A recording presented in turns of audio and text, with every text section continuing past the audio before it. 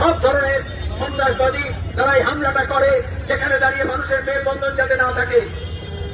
ধর্ম দেখে যদি খুন করে তাহলে আসল উদ্দেশ্য হচ্ছে একটা ধর্মের সঙ্গে একটা ধর্মের মানুষের যে মিলন আছে তার মধ্যে অবিশ্বাস তৈরি করে ভেঙে দাও। আর আজকে যদি লাশকে ধর্মের নামে ভাগ করে বা যদি ধর্ম ধর্ম করে চিৎকার করে আজকে ঘৃণা ভরে, তাহলে বুঝতে হবে এদের উদ্দেশ্য কি।